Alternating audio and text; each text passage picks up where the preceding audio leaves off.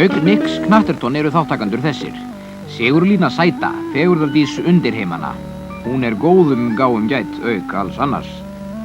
Kasmír Kæni, harðsnúinn sérfræðingur í rafeindatækni. Lífvörður hans fyrrverandi markvörður og kraftajötun, Dabbi Dindill. Ökumaður hyskisins Valdimar Væskill, smár en samt knár. Og þetta Viljuga Villa, einkaritari og trúnaðarmaður Bana vopnasmiðjunar. Yfirmaður hennar, Bana Bruno, selur vopn hvert á land sem vera skal. Banabiti orð sem komst inn í málið fyrir tilstilli hans. Kasmír Kæni, Sigurlína Sæla, Valdi Væskill, Dabbi Dindill, Viljuga Villa og Bana Bruno. Nöfnin ein eru söguleg. Sagan hefst eina tunglskinsbjarta sumarnótt. Nick að sjóða saman sprungu í gervihnakkanum góða úr húðlituðu eðalstáli. Þá hringt, eins og svo oft við upphaf nýs ævintýris. Forstjórinn Bana Bruno biður Nick að koma strax á sinn fund. Sekúndubroti síðar Nick lagður af stað til verksmiðjunnar. Þefvísi hans segir honum verksmiðjunjóstnir og þefvísi hans bregst aldrei. Hérna verksmiðjan.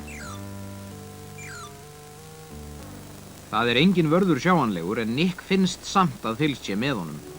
Á öllum þessum stöðum eru myndavélar sem vaka yfir hverjum fermetra verksmiðjusvæðisins. Það eru meira að segja faldar myndavélar í strompinum.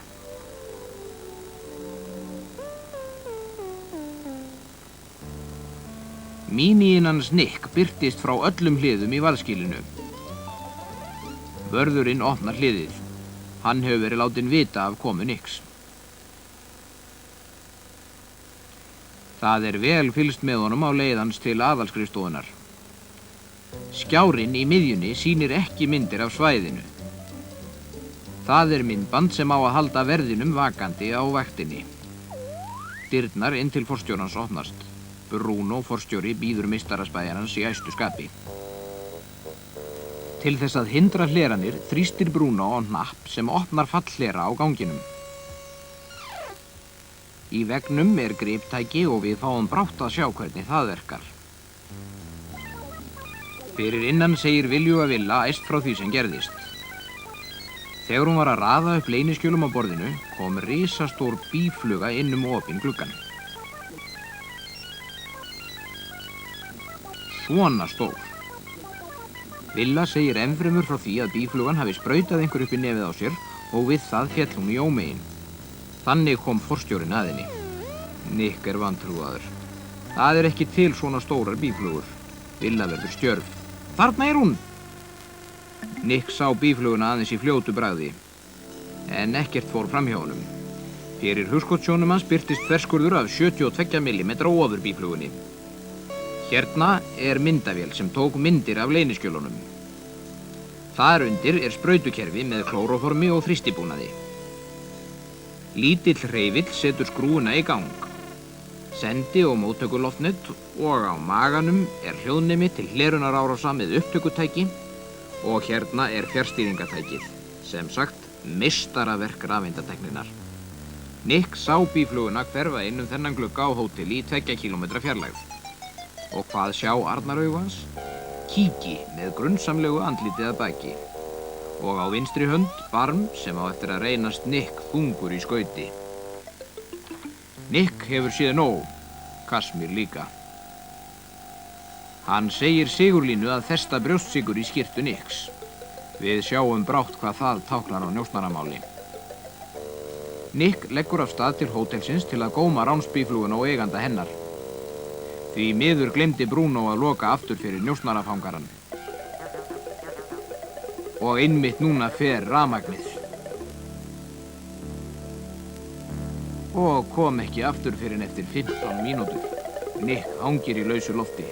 Bruno þrýstir á hnappinn og Nick hraðar sér burt. Vörðurinn lætur ekki sjá sig.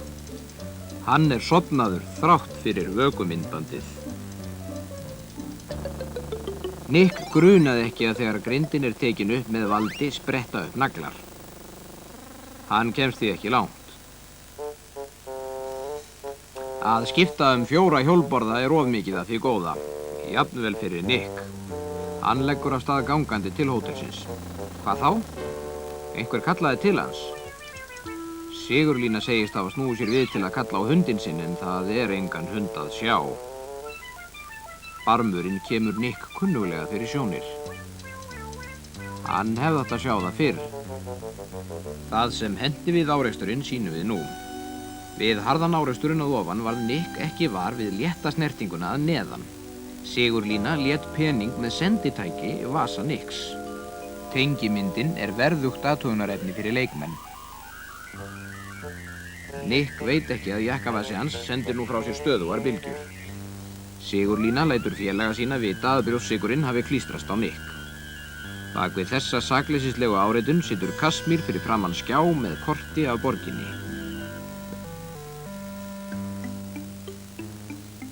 Rauði debillinn sýnir hvar Nick staddur. Hérna nemur Nick greinilega staðar. Hvers vegna?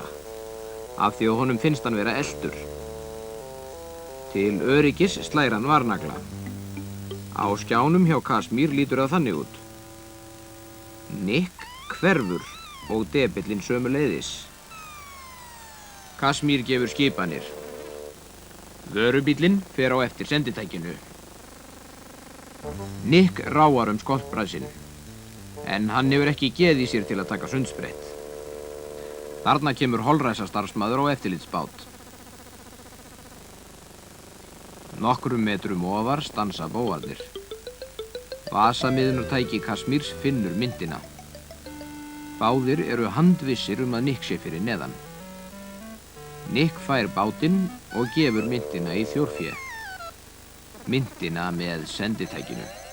Þar kemur Nick, halda þeir báðir. Þeir ætla að veita honum varmar viðtökur.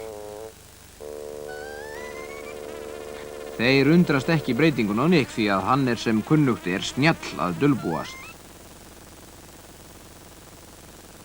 Meðan á þessu stendur nálgast Nick hótelið. Hann tefst vegna ótal krókaleiða og vörubíllinn á undan honum. Nick gefur bensínið í botn til að bæta fyrir töfina. Næturverðinum líst ekki á grunnsamlegan böggul gestanna, en þeir eru skráðir sem diplómatar og við farangri þeirra má ekki hreyfa. Hérna dularfulli hótelglugginn. Á rúðunni sést gatið fyrir ofurbífluguna. Á hægri hönd loftnet sem sendir skipanir og fjarstýringin. Bíflugustýribúnaðurinn með fjarlægða og hæðamæli og hliðastýringu. Þarna böggullinn sem Kasmír telur Nick vera í. En hvar Nick sjálfur? Þarna kemur hann. Hann rennir augunum á eftir bílnum og síðar upp vegginn. Í glugga á herbeggi 937 sér Nick greinilega kíkinn og sendiloftnetið. Hann á leið í þetta herbergi. Nick vel þekktur á hótelinu. Þar hefur hann leyst margar flóknar gátur. Uppi í rúmi staðhæfir sá reifaði. Ég ekki Nick. Þetta heyrir Nick þegar hann nálgast herbergið.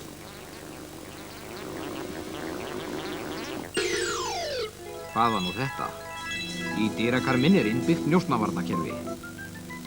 Ef höfuð hlerara rífur þennan ljósgeisla, slær kúla úr hertu stáli viðkomandi bylmingshögg. Sigurlína heyrir eitthvað.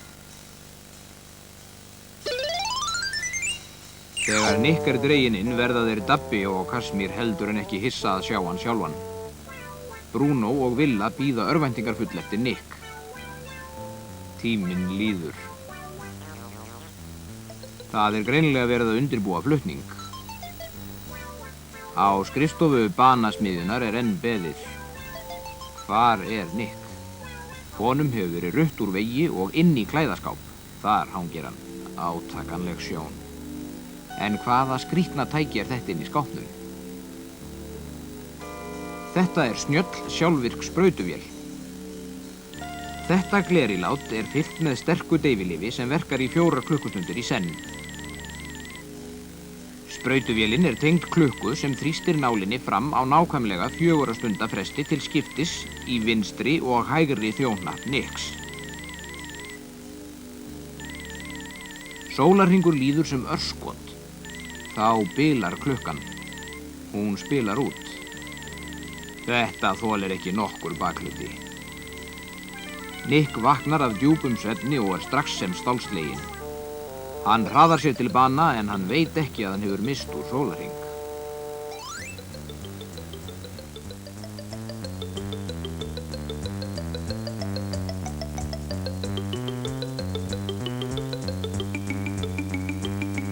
Hvað á seyði? Úr forstjóraskrifstofunni berst hávær danstónlist og glaðvær kliður. Hvert tilefnið? Kashmir og félagar voru að undirrita samning við banasmiðjuna, sem hljóðar upp á samvinnu vélabrögð og viðskipti.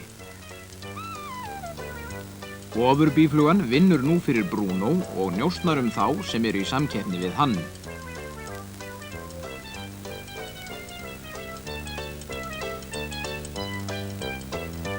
Nick grunar að þeir eigi brátt eftir að kalla hann til hjálpar. En mestu máli skiptir að viðskiptin blómstri.